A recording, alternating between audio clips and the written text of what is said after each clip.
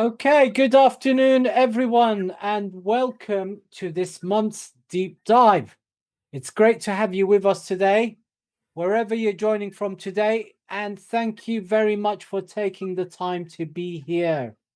Today is a slightly different deep dive. In fact, I think it's probably the first time we've had a guest expert joining us live. So this is really a very special session. We're focusing on coaching, reflection, and professional growth. These are areas that sit right at the heart of sustainable improvement across colleges and institutions, particularly when we're thinking about how we support both staff and learners through change. Over the past few months, we've been working closely with Jacqueline Weeks to significantly enhance our coaching generator. This hasn't been about adding AI for the sake of it. It's about grounding the tool in real expertise and real coaching practice. So Jacqueline is a chartered coaching psychologist with over 20 years experience supporting people stepping into new roles and navigating change. She specializes in emerging adults, resilience, and professional identity, and works with colleges to embed meaningful coaching cultures. Her insight has helped us refine this generator, the coaching generator, so it genuinely supports structured reflection and professional dialogue while keeping human judgment exactly where it belongs. So I'm genuinely delighted that she's joining us today. Jacqueline, thank you very much for your collaboration and your expertise. I hand over to you. Thank you very much. Thank you so much for that wonderful introduction. I will just share my screen, so we'll take yours down and share mine. Hopefully that's working successfully. Yeah, absolutely.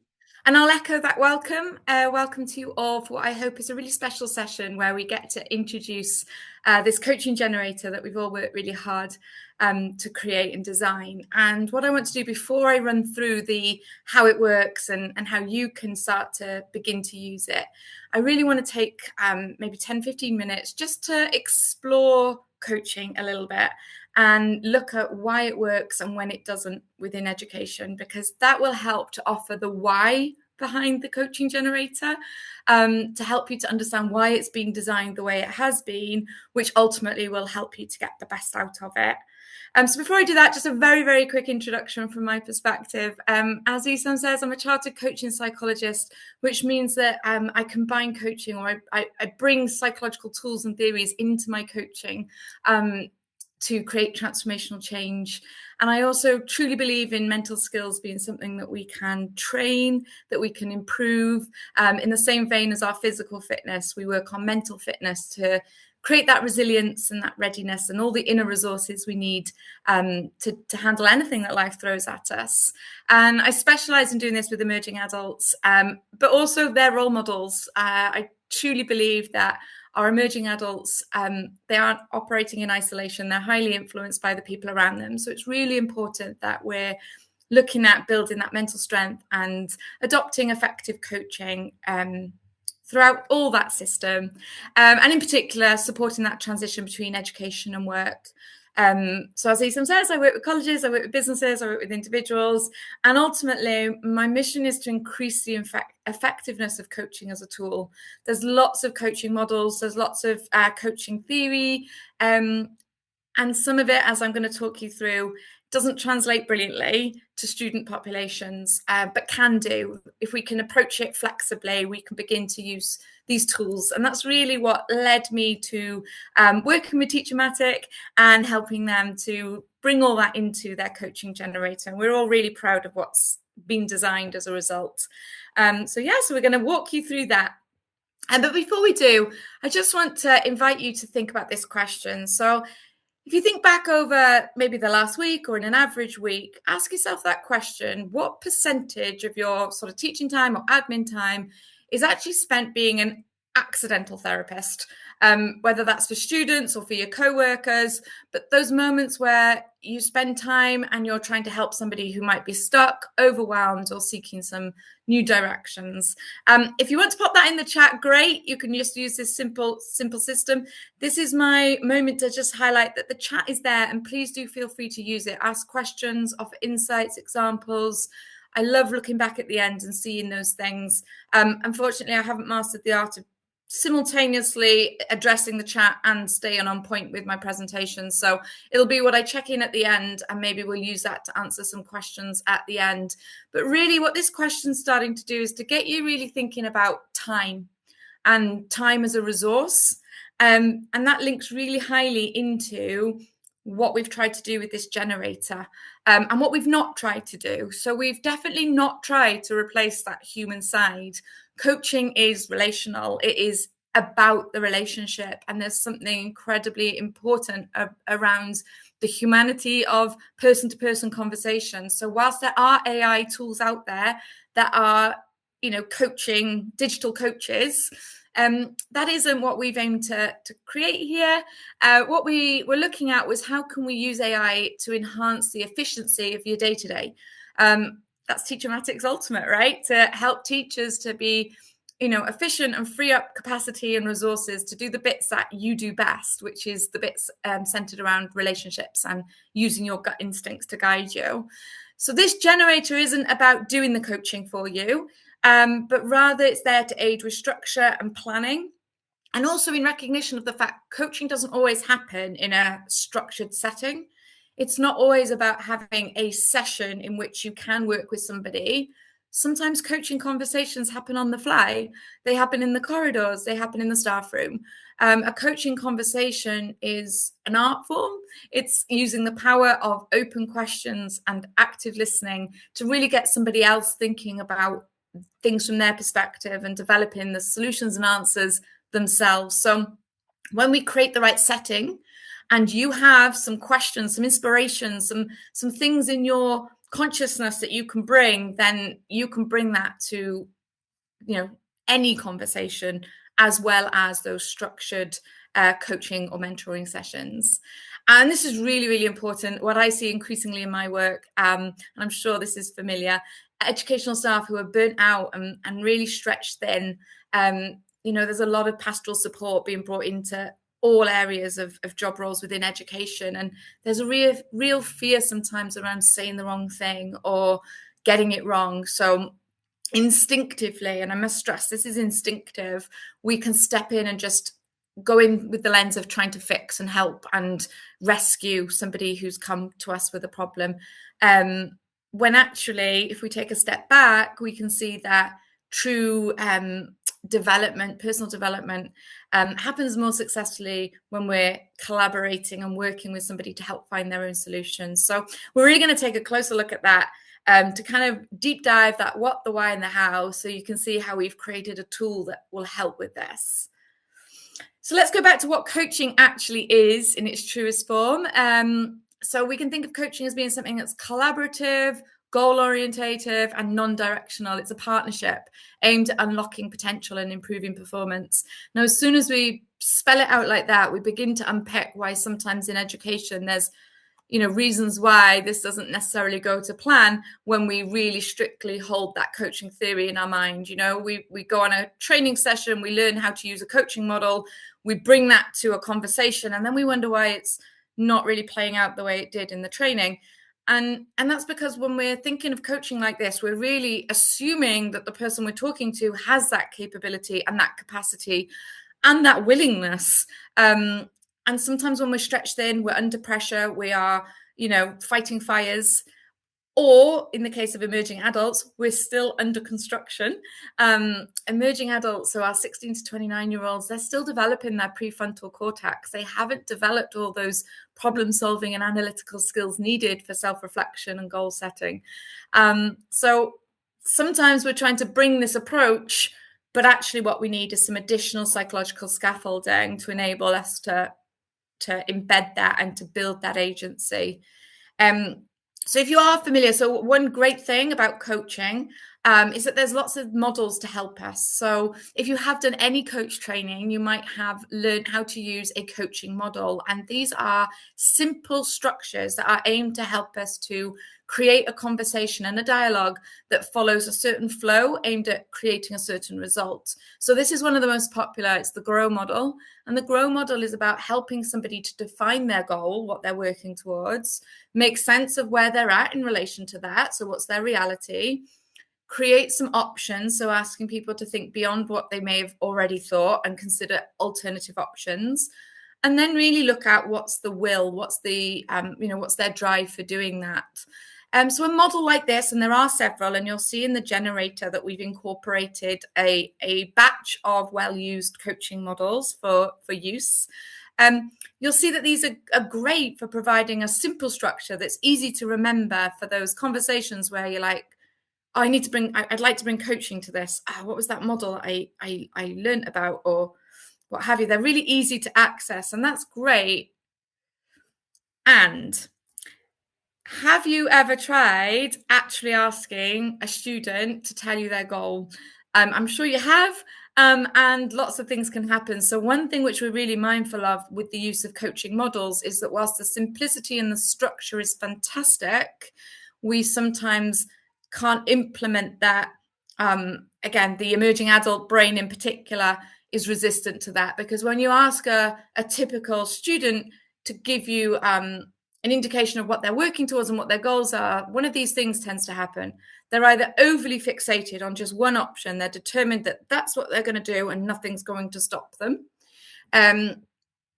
Or it's the idea of creating a goal, the idea of thinking about their future is so scary or overwhelming, they just shut down. And actually then you ask them and you'll get, don't know. Or they can use what we call social desirability. So they'll tell you what they think you want to hear. And they'll just rattle off something which they believe is what they think you want them to say. Or they're very aware that they've got all these choices and they just don't know how to navigate that. There's too much information, too much choice, too much possibility that it leaves them in a state of overwhelm. Or you have a great conversation with them one day, and then you find that when you speak to them or catch up with them 3 days later, they've completely changed their mind, because they're at an age when that really genuinely happens a lot.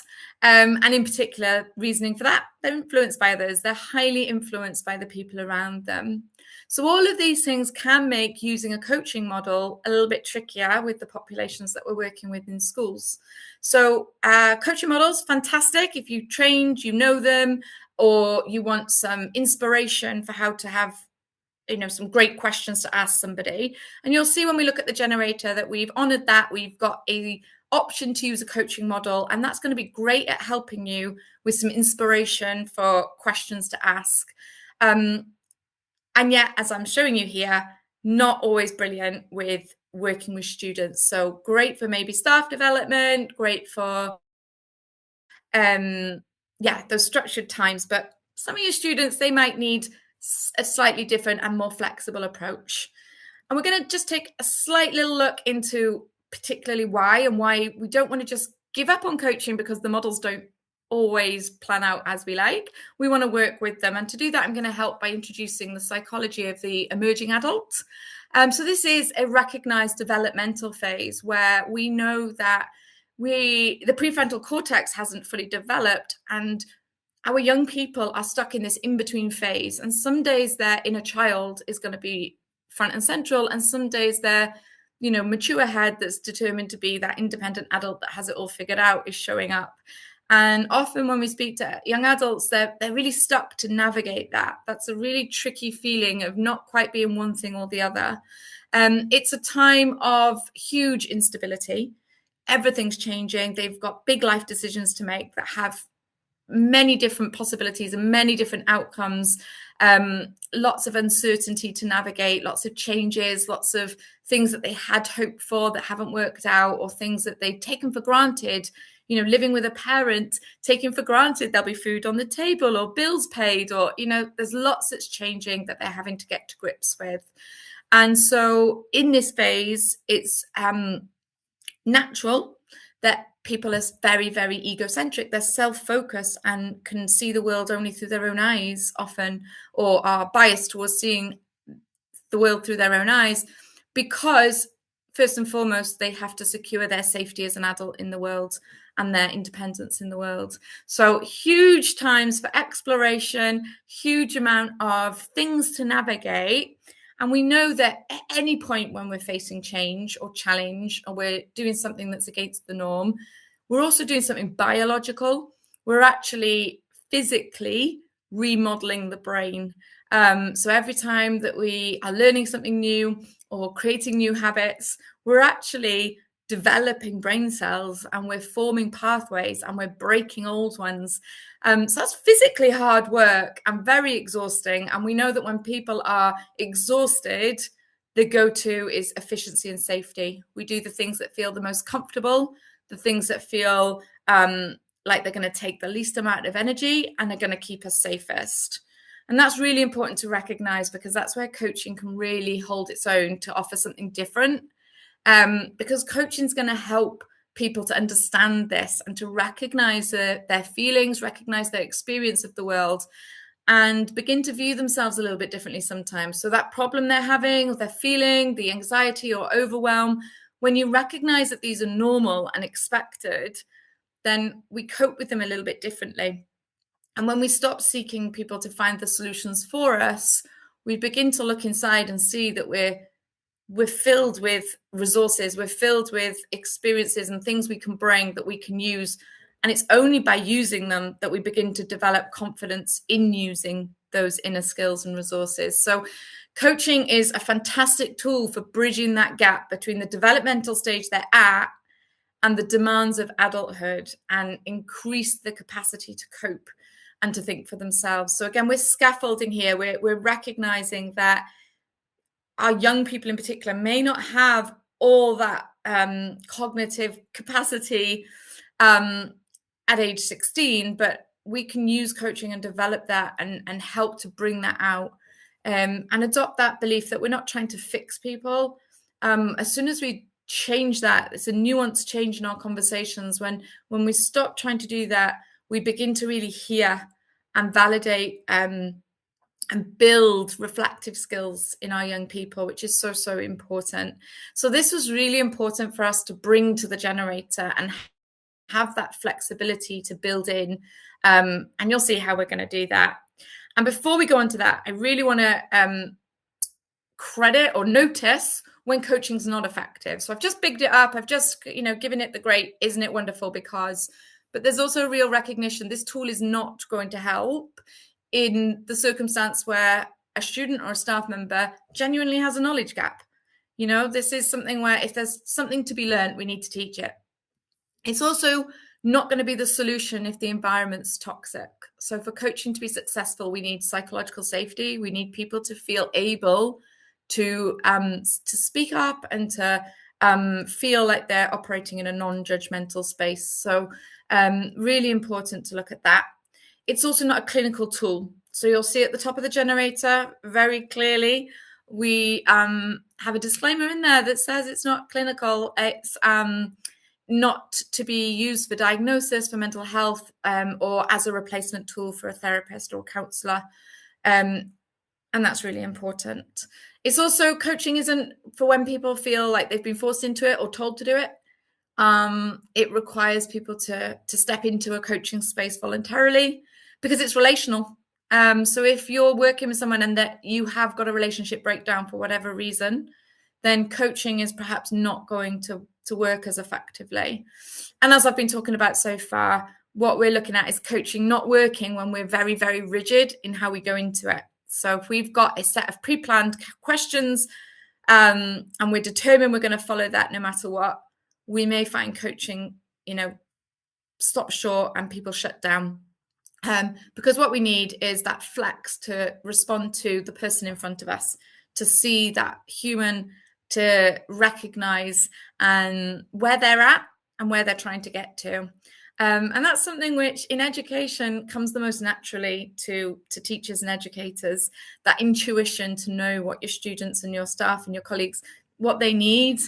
We want to lean into that. We wanted to be able to provide an adaptive, flexible tool that was grounded in the theory of coaching, that was bringing psychological insight, that had the ability to flex.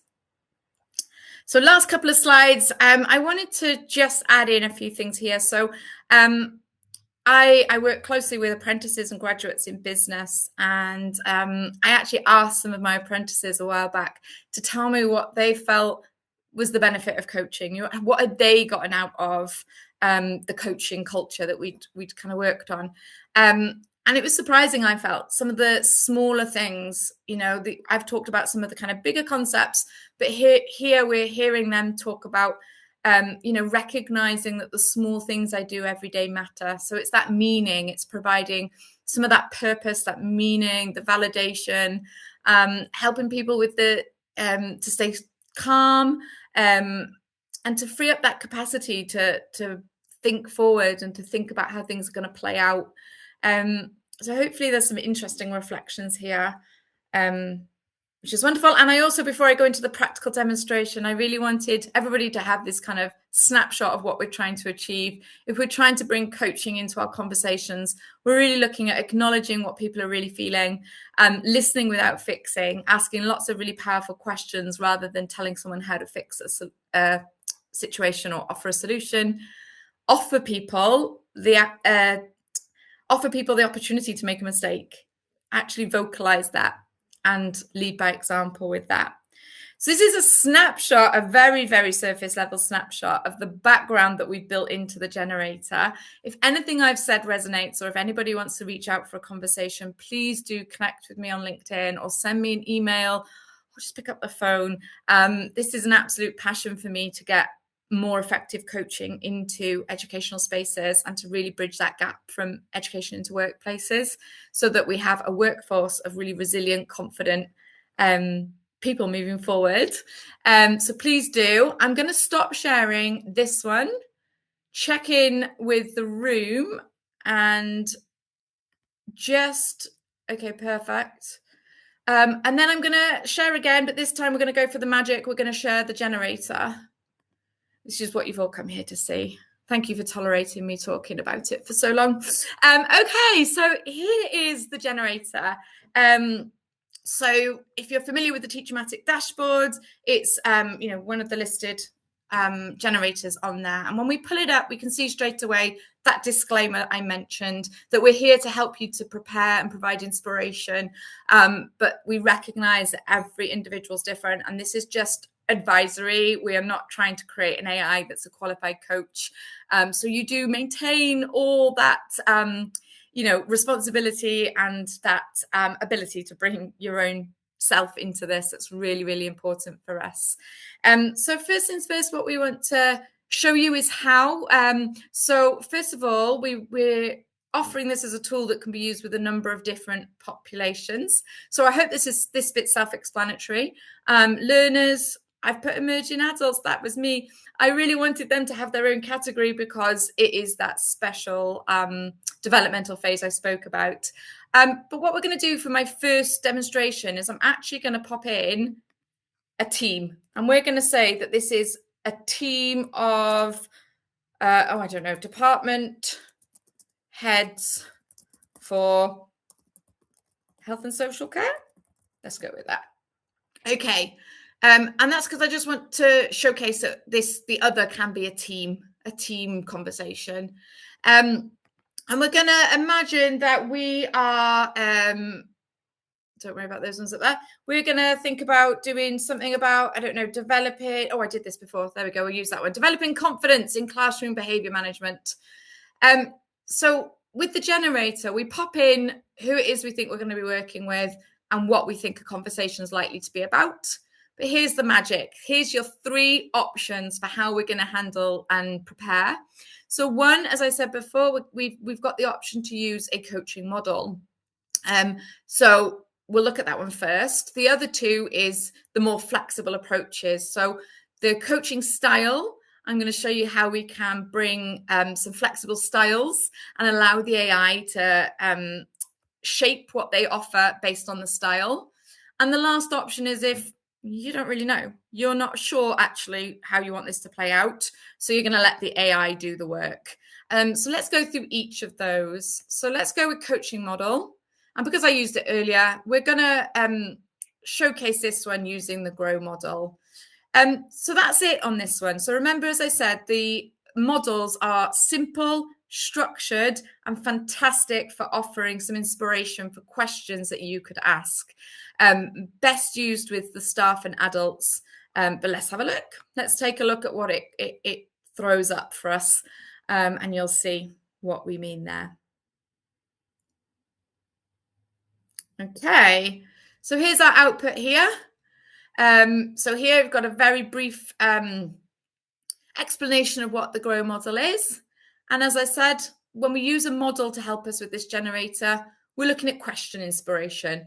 So under each of the sections of the GROW model, we've got some ideas for how we could phrase open questions that would allow people to think about the situation for themselves, to help them to think about defining that goal, understand their current reality, create those options, etc., etc. So I hope you can see there that that would be a really useful bank of questions to either have in your armory as a, oh, you know, if that comes up, I'll ask that.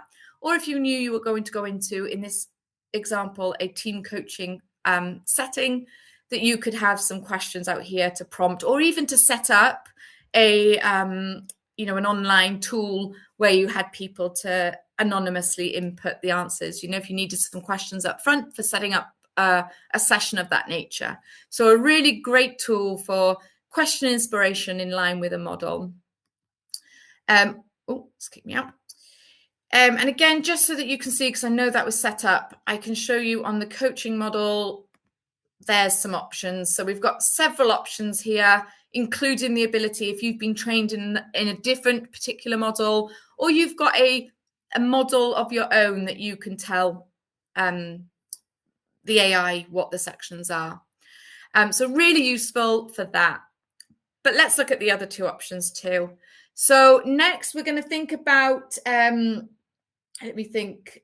We're going to think about having a teacher who wants some new strategies. Let's go with some new strategies for improving classroom behavior. Why not? But this time I'm going to think about, I'm not going to use a model. I want to think about what style I'm going to use. So here's where the magic, this flex I've been talking about, because here we've got some options for what style we want this conversation to have. And we've got 4 main options, plus the option to say, I don't want to use any of these. I just want to input and describe how I see this playing out. So here we've got the directive approach. This is one where we see the coach as being the expert. We're seeing the coach as providing clear structure and pathway towards a specific goal. So let's think, for example, of when that might be used. So if we were going to be working with a student or an emerging adult, and we're aware that perhaps it's an issue about improving attendance, I'm not sure any young person is ever going to identify that as their own personal goal, but we know that that's an important goal, and we therefore can provide that structure and help towards guiding them towards that particular pathway. We've then got the non-directive approach, the more traditional coaching approach, where the coach is facilitating a conversation, and the goal of that conversation is to enable self-discovery, to actually enable open-ended questions and active listening and navigate the scenario together.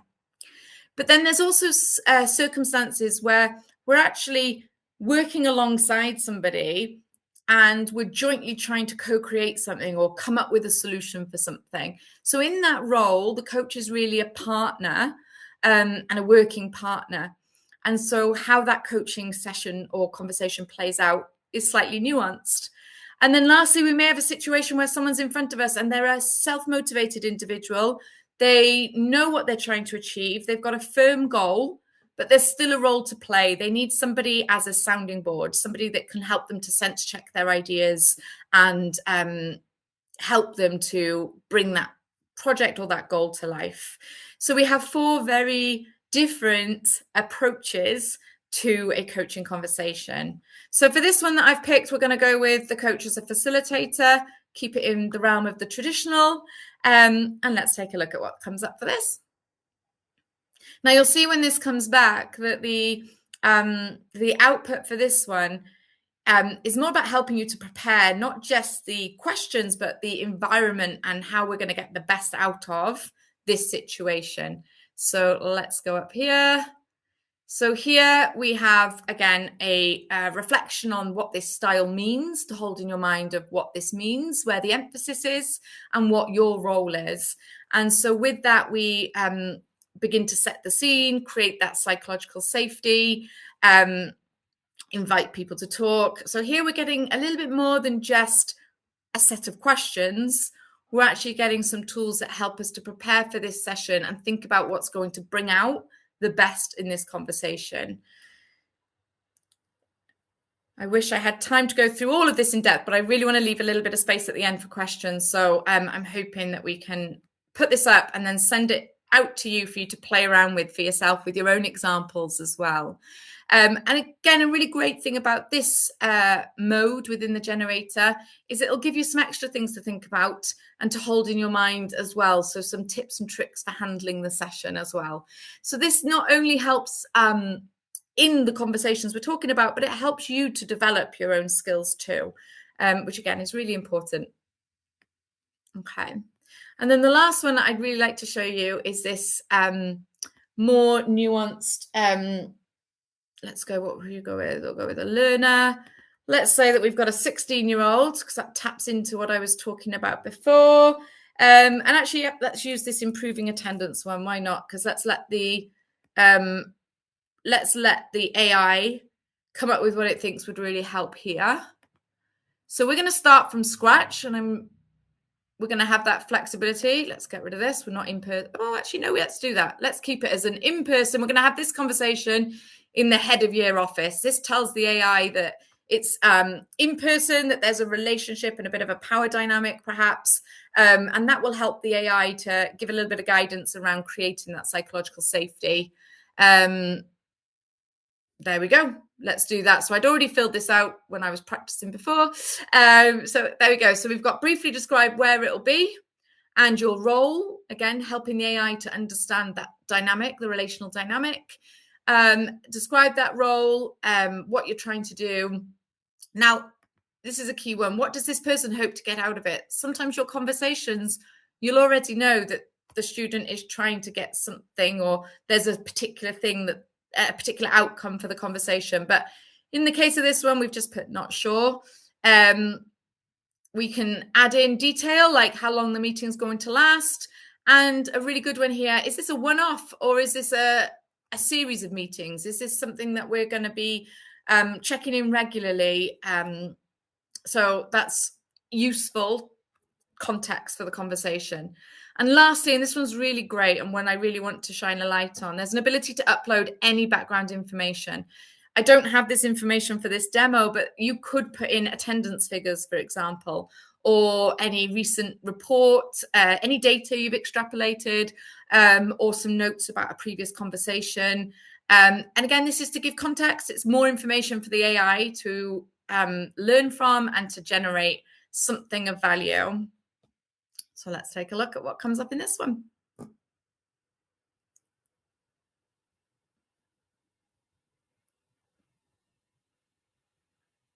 It's thinking hard for this one. Okay, so let's see. Okay, so it's picked a collaborative coaching, which is actually, yeah, it can be really good if you come to the situation with them feeling like you're on their side. Using this model helps you to leverage your authority whilst also maintaining a supportive and open environment. So what you see when you do this is it gives a lot more detail around how to set the meeting up, things to prepare for, structuring it, and a lot more detail around the how of the session. So a really great tool for helping to really develop your coaching culture or coaching conversations. So yeah, so loads of good stuff in here. And again, what do you do next? As a result of this conversation, where should we go next? Even some insights such as, when to involve parents and guardians. So really fantastic amounts of information. So to summarize, and I'm going to come back to the room and check in for questions, what we have here is a tool that's been designed to really help you with planning and preparing for a coaching session and providing inspiration for questions and some reminders around how to set the context for these really valuable conversations. We have 3 options. One is to use a simple coaching model, which is great if you've got any coach training, or if you just want something simple to hold in your mind and some questions as inspiration, and particularly great with adults, so staff, and sort of professional development work. We've then got the second option, which is about adopting a style, so a little bit of flex in your coaching approach and being able to decide what style you want to bring, whether you want to be whether you're trying to be an expert and guide somebody, whether you're trying to facilitate a conversation or collaborate with somebody, or just be their sounding board. And then lastly, we've got, let's let the AI do all the work. Let's let the AI tell us what it thinks based on the information. And the generator is set up to be simple, and you input as much detail as you have. If you leave anything blank, that's okay. And there we go. I hope that's been really useful. I hope you've gained some valuable insights, and I hope you enjoy getting to know the coaching generator. And I'll hand back over to Isan. Excellent. Thank you so much. That really was exceptionally useful. And we see from the chat pane some very positive feedback. So really a big, huge thank you to you, Jacqueline, for sharing your expertise with us today. And the work she's done with us on this coaching generator has been incredibly valuable. And we're very, very excited with this updated version now available inside TeacherMatic. And I can see from the attendees, Jacqueline, that Richard is here with us today. Yay! Yeah, and you did all the hard work. he's been the technical genius behind this generator. And Jacqueline obviously has used her expertise to make this generator the best it can be. So if you haven't already done so, I really encourage you to explore this generator and see how it might support coaching conversations with both learners and your colleagues. And thank you very much for joining us in this deep dive. Thank you.